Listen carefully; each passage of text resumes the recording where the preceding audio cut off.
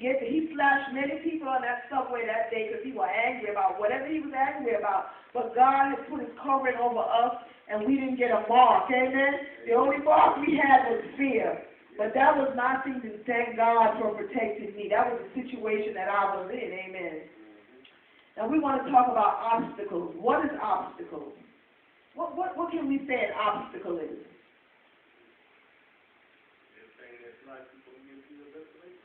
An obstacle, that's a great answer. An obstacle is anything that tries or gets in the way of you getting to your destination, right? Now, what was the Israelites' obstacle? They were about to cross Jericho to go to Jordan. If we read the story and we understood, what was their obstacle? Come on now, it's real easy. We just finished going over it. They had an obstacle. Oh, the river was not even the obstacle. But that's a good answer, but think about what they had to deal with. What was on Jericho? See, Jericho was here, and the river was right there. They had to get to Jericho first before they got to the Jordan River. But there was something with a cave that was...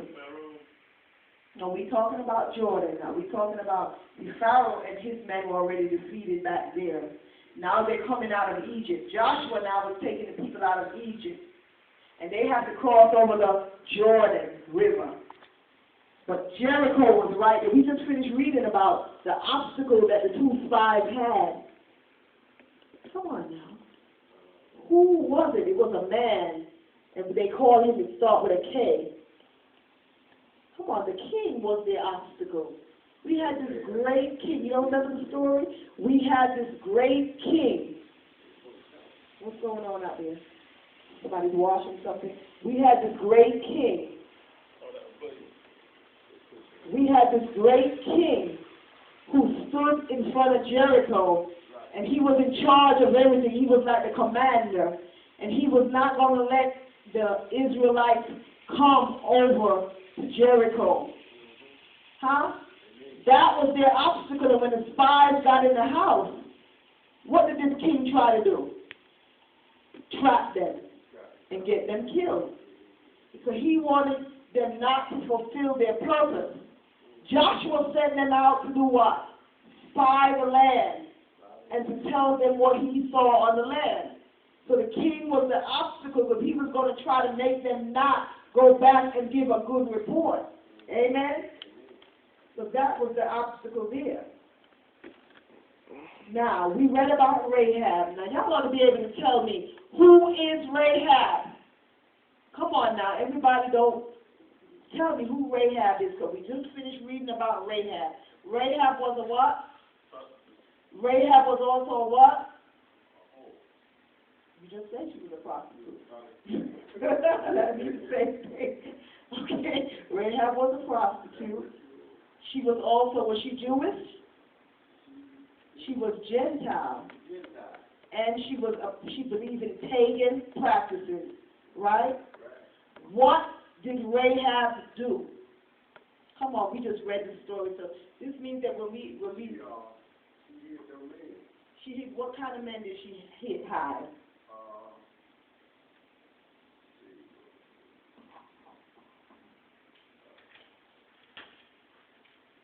She hid the Israelite spies. Because the people from Israel were trying to get to where? The promised land, right? Okay, and she hid them as a part of God, as a part of helping God, right? Okay, I want you to listen to this question keenly.